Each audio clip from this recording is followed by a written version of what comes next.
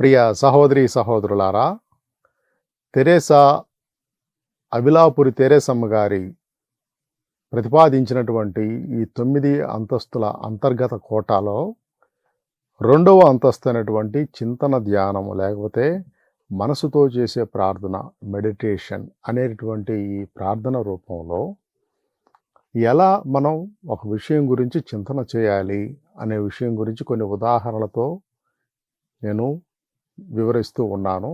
ఇప్పుడు ఇంకొక చిన్న ఉదాహరణ తీసుకుందాం. కీర్తనలో కీర్తన 8వ కీర్తన 4వ వచనం నుంచి చూసుకుంటే దేవుడు ప్రతిబింబంలో మానవ సృష్టి ఎలా జరిగింది అనేది మనం చూసుకుంటూ ఉంటాం. 8వ కీర్తన 4వ వచనం నుంచి చూసుకుంటే, నీవు నరుని జ్ఞప్తికి తెచ్చుకొనుటకు అతడే పాటివాడు, అల్పమానవుని పరామర్శించుటకు అతడెంతటి వాడు. అయినను నీవు నరుని నీకంటెను కొంచెము తక్కువ వానినిగా మాత్రమే చేసితివి. కీర్తి మహిమలనే కిరీటములతో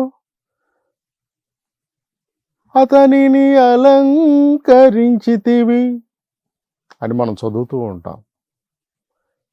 దేవుడు నరుణ్ణి తన పోలికతో చేశాడు, కీర్తి మహిమలను కిరీటముతో అలంకరించాడు. నీకంటేను కొంచెము తక్కువ వానిగా మాత్రమే చేసితివి అని కీర్తనకారుడు పేర్కొంటూ ఉన్నాడు. ప్రియ సహోదరి సహోదరులారా, అలాగా దేవుడి యొక్క ప్రతిబింబాన్ని లేకపోతే దేవుడి రూపంలో సృజించబడినటువంటి మనము దైవ లక్షణాలతో ఉన్నామా? దేవుడు ప్రేమమయుడు, కానీ మనం నరులం ఎలా ఉన్నాం?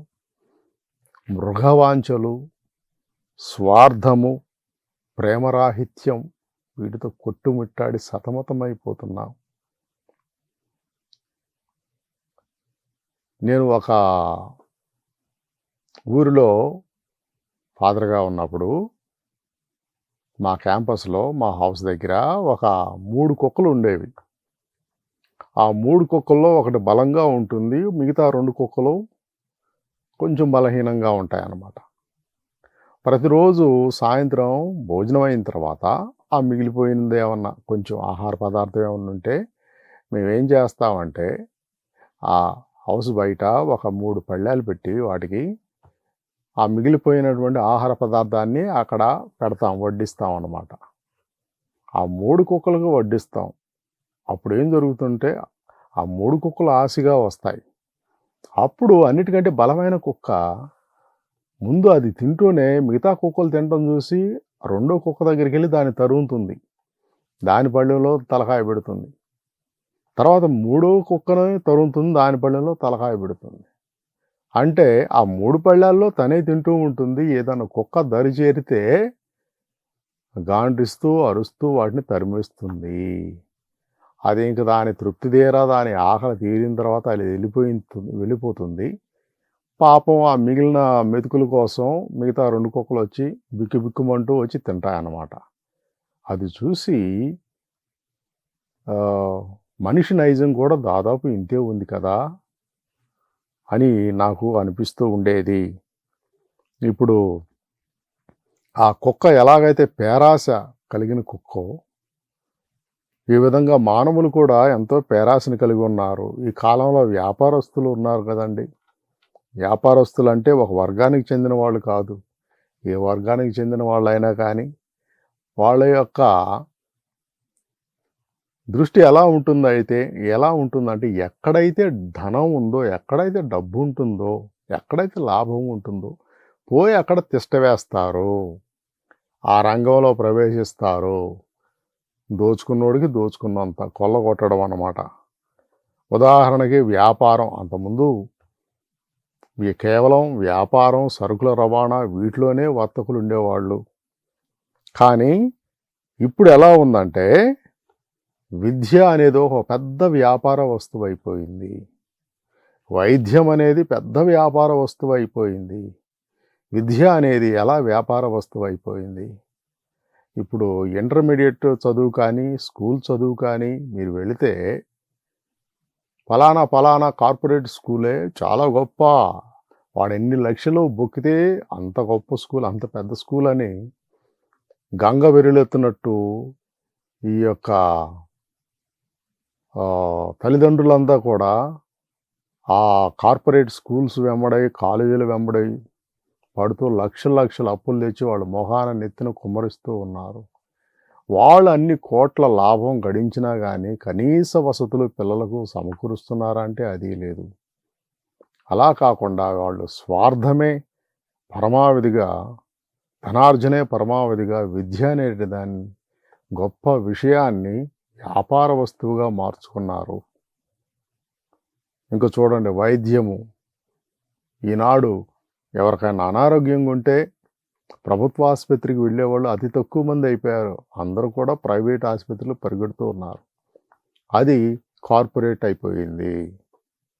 ఎన్ని లక్షలు గుంజితే ఆయన అంత గొప్ప వైద్యుడు, ఆ ఆసుపత్రి అంత గొప్పది అన్న పద్ధతి, సాంప్రదాయం వస్తూ ఉంది. ఇంకా పరిశ్రమలు కొంతమంది ఉన్నారు, భయంకరంగా ధనవంతులు ఉన్నాయని వారు, వాళ్ళే అన్నిట్లో వేలు పెడుతూ ఉన్నారు. అన్ని పరిశ్రమలు వాళ్ళకే. ఇంకా వ్యవసాయం కూడా ఈ పారిశ్రామికవేత్తలో అందులో వేలు పెట్టిపోయి ఆ విత్తనాలని ఉత్పత్తి చేసేది, విత్తనాలు సరఫరా చేసేది, ఏ పంటలు పండించాలనేది కూడా వాళ్ళు నిర్ణయించే స్థితికి, వాళ్ళు శాసించే స్థాయికి చేరుకుంటూ ఉన్నారు. దానికి మన అసమర్థ రాజకీయ నాయకులు ఒత్తాసు పలుకుతూ ఉన్నారు, తాళం వేస్తూ ఉన్నారు. ఇంకా రవాణా రంగం అతిపెద్ద వ్యవస్థ అయినటువంటి రైల్వే వ్యవస్థని ప్రైవేటీకరణం చేయడానికి ప్రయత్నాలు జరుగుతూ ఉన్నాయి. విమాన రవాణా వ్యవస్థ ఇప్పటికే కొన్ని ప్రైవేట్ సంస్థలు విమానాలు నడుపుతున్నాయి. ఇవన్నీ కూడా ప్రభుత్వాలు చేయాల్సినటువంటి పనులు. కానీ ఇవన్నీ దేని గురించి చెబుతున్నాయంటే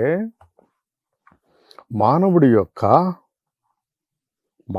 యొక్క దురాశను, పేరాశను.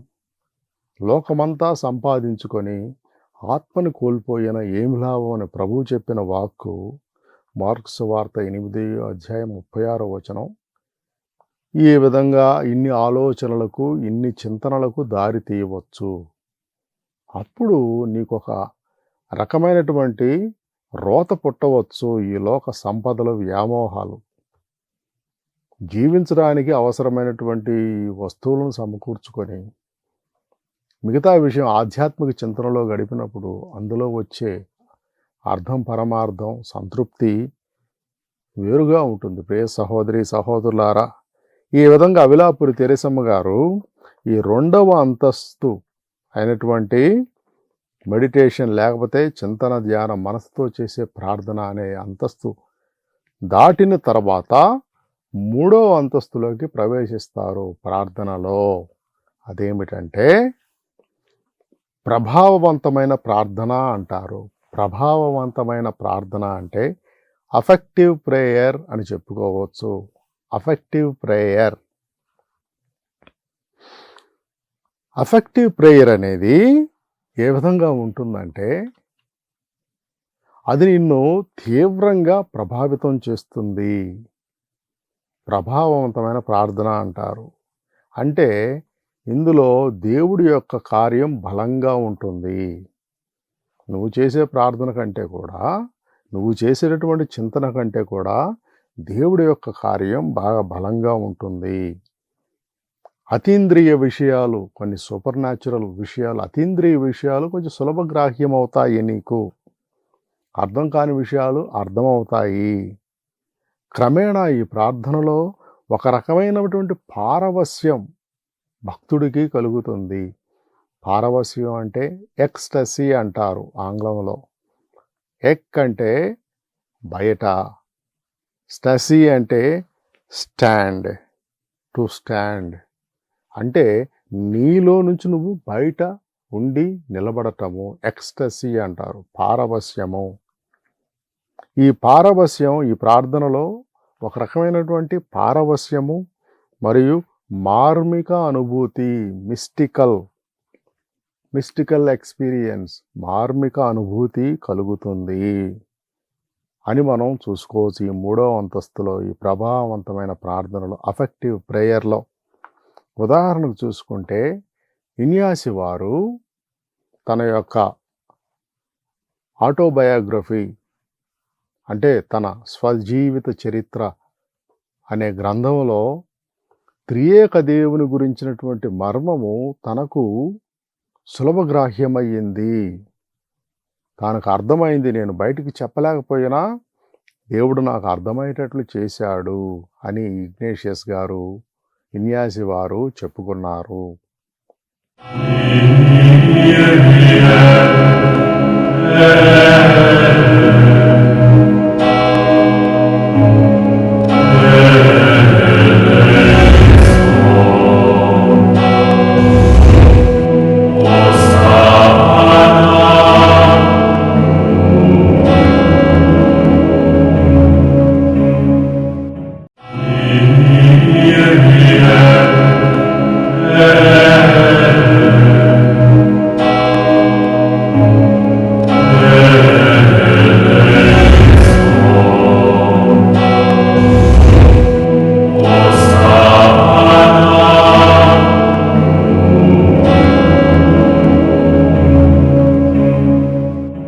త్రియేక దేవుని మర్మం గురించి ఇంకొక ఉదాహరణకి మన భారతదేశంలో రామకృష్ణ పరమహంస గారిని తీసుకోవచ్చు. ఆయన కూడా ప్రార్థనలో ఈ 3వ అంతస్తులోకి చేరినప్పుడు ధ్యానంలో ఒక రకమైనటువంటి అతీంద్రియ ఆనందానికి ఆయన గురయ్యేవాడు. అందుకనే ఆయన చిత్రపటాలు మీరు చూసినప్పుడు ఒక రకమైనటువంటి వెర్రి నవ్వుతో, పారవస్యమైనటువంటి మార్మిక ఆనందంలో, అనుభూతిలో తేలుతున్నట్టుగా ఆయన్ని చిత్రీకరిస్తారు.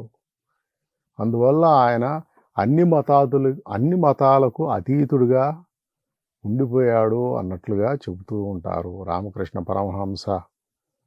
ఇది ప్రభావవంతమైన ప్రార్థన యొక్క ఫలితము, అఫెక్టివ్ ప్రేయర్. ఇది ఒక చర్చా ధ్యానం లాంటిది. చర్చా ధ్యానం అంటే ఏంటి? డిస్కర్సివ్ మెడిటేషన్. మరి ఈ చర్చలో పాల్గొనేది ఎవరు? భక్తుడు, దేవుడు. ఈయన ప్రశ్నలు అడగనక్కర్లేదు, మనసుతో అడుగుతూ ఉంటాడు. దేవుడు చెబుతూ ఉంటాడు ఆ భక్తుడి యొక్క మనసుకి. అందువల్ల ఈ యొక్క చర్చా ధ్యానం, డిస్కర్సివ్ మెడిటేషన్ అనేది సాగుతూ ఉంటుంది ప్రార్థనలో. ఇంకా ఈ చర్చా ధ్యానం భక్తుడికి కేవలం దేవుడితో మాత్రమే కాకుండా బైబిల్లోని దివ్య గ్రంథంలోని వచనాలతో కూడా జరగవచ్చు. లేకపోతే మంచి భక్తి పుస్తకాలను రచించినటువంటి రచయితలతో కూడా జరగవచ్చు. ఆ రచయితలు వెలుబుచ్చినటువంటి భావాలతో ఒక రకమైనటువంటి చర్చ జరగవచ్చు, చర్చా ధ్యానము. ఈ అంతస్తుకు చేరుకున్నప్పుడు ప్రియ సహోదరి సహోదరులారా, ఎక్స్టసీ లేకపోతే ఒక పరవశము, ఒక మార్మిక దివ్యానుభూతి, మిస్టికల్ ఎక్స్పీరియన్స్ అనేది కలుగుతుంది అని మనం చదువుకున్నాము. ఇంకా 4వ ప్రార్థన, 4వ అంతస్తు ఏమిటంటే సరళత ప్రార్థన, ప్రేయర్ ఆఫ్ సింప్లిసిటీ అంటారు. ఈ సరళత ప్రార్థనలో విశ్వాస సత్యాలను లేకపోతే విషయాలను జ్ఞాపకం చేసుకొని వాటి గురించి ప్రార్థించడం. విశ్వాస సత్యాలు లేకపోతే విషయాలు వాటిని గురించి జ్ఞాపకం చేసుకొని ప్రార్థించడం అంటే ఉదాహరణ చూడండి. ఇప్పుడు దైవ రహస్యాలు ఉన్నాయి, వెలుగు రహస్యాలు, సంతోష దేవరహస్యాలు, దుఃఖ దేవరహస్యాలు, ఇటువంటి దైవ రహస్యాలను మనం ఒకసారి జ్ఞాపకం చేసుకొని దాని గురించి ధ్యానిస్తూ ఉండాలి. వాటిని పరికించి చూడాలి. ధ్యానం అక్కర్లేదు ఇక్కడ, కేవలం చూడటం. ఆ చిత్రపటం కానీ లేకపోతే ఆ దృశ్యాన్ని కానీ ఊహించుకొని కేవలం అలా చూడటం అంతే. నువ్వేం చేయనక్కర్లేదు. పరికించి చూడుట, ఇంకా దైవిక వస్తువులను పరికించి చూచుట. ఇన్యాసి వారు ప్రతిరోజు రాత్రి పూట ఆయన తన మేడ మీదకు పై అంతస్తు మేడ మీదకు వెళ్ళి ఆకాశంలో ఉన్న నక్షత్రాలను పరికించి చూస్తూ ఉండేవాడు. పరికించి చూసినప్పుడు ఆయనకు కళ్ళ వెంబడి ధారాపాతంగా నీళ్లు కారుతూ ఉండే ఈ దేవుడి యొక్క సృష్టిలోని గొప్పతనాన్ని చూసి, ఇంకా సత్ప్రసాద ప్రభువుని దర్శించడం, పరికించడం. నువ్వేం చేయనక్కర్లేదు, నువ్వేం ప్రార్థించనక్కర్లేదు. దివస ప్రసాదం ముందు ఆరాధనలో కానీ తర్వాత ఎప్పుడైనా కానీ కూర్చొని తదేకంగా అలా చూడటం, పరికించి చూడటం. ఇంకా జపమాల రహస్యాల చిత్రాలు, స్వరూపాలను పరికించి చూచుట. 14 స్థలాలు చిత్రపటాలు ఉన్నాయి. ఒక్కొక్క చిత్రపటం వైపు పరికించి చూడటం. అప్పుడు నీ హృదయమే ప్రార్థిస్తూ ఉంటుంది. ఇంకా జపమాల రహస్యాల చిత్రపటాలు చూడటము. ఇంకా స్వరూపాలు, పునీతుల స్వరూపాలు ఉన్నాయి, క్రీస్తు స్వరూపాలు ఉన్నాయి, మరియమాత స్వరూపాలు ఉన్నాయి. ఆ స్వరూపాలను తదేకంగా పరిశీలించడం లేకపోతే పరికించడం. అది సరళత ప్రార్థన అంటారు. Prayer of simplicity. ఇది చాలా తేలికగా అనిపించే ప్రార్థన, కానీ తేలికైన ప్రార్థన ఏమీ కాదు. ఇక 4వ అంతస్తు నుంచి 5వ అంతస్తుకి, అంతర్గత కోటలోని 5వ అంతస్తుకు మనం చేరినప్పుడు ఆ 5వ అంతస్తు పేరంటే దైవశక్తితో నింపబడే, వ్యాపింపబడే ఇంద్రియ ప్రార్థన. తెలుగులో అనువాదం చేసినప్పుడు కొంచెం వింతగా అనిపించవచ్చు. దైవశక్తితో నింపబడే లేక వ్యాపింపబడే ఇంద్రియ ప్రార్థన. ప్రేయర్ ఆఫ్ ఇన్ఫ్యూజ్డ్ రికలెక్షన్ అంటారు. ప్రేయర్ ఆఫ్ ఇన్ఫ్యూజ్డ్ రికలెక్షన్ లేక కాంటంప్లేషన్ అని కూడా మనం చెప్పుకోవచ్చు దాదాపుగా. అంటే దైవశక్తితో నువ్వు నింపబడటం.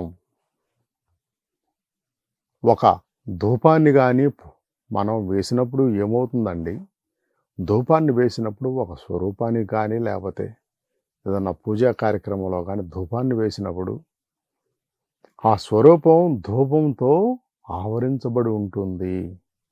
అదేవిధంగా దైవశక్తితో, దైవ స్వభావంతో, దైవ ప్రేమతో నువ్వు నింపబడతావు.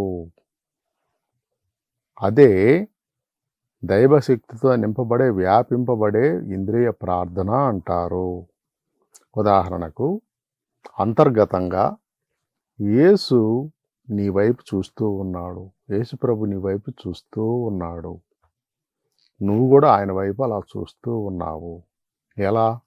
ఒక నాగుపాము గనక పడగ విప్పి తదేక దీక్షతో చాలాసేపు వరకు అంతే చూస్తూ ఉంటుంది, చూశారు కదా. అదేటువంటి తదేక దీక్షతో దేవుడి వైపు చూడటము. అప్పుడేం జరుగుతుందా అంటే దైవ శ్వాస నిన్ను తాకుతూ ఉంటుంది, నిన్ను నింపుతూ ఉంటుంది, నీలో వ్యాపిస్తూ ఉంటుంది.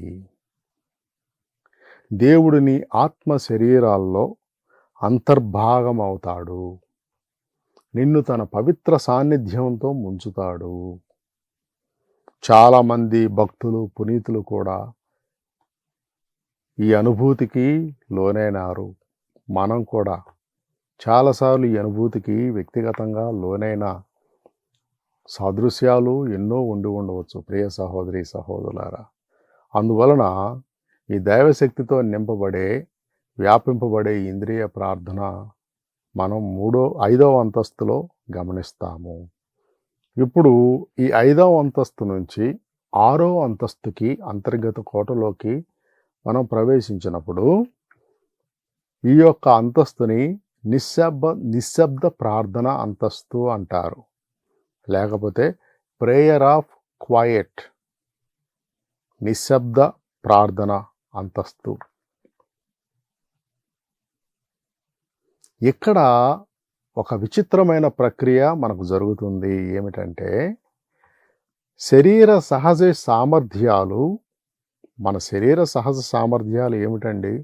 వినడం, చూడడం, ఆలోచించడం, తర్కించడం, వెళ్ళిపోవడం, ఇలాంటివన్నీ కూడా శరీర సహజ సామర్థ్యాలు. ఆలోచన, ఇవన్నీ కూడా ఒక రకమైన నిద్రాణ స్థితికి చేరుకుంటాయి.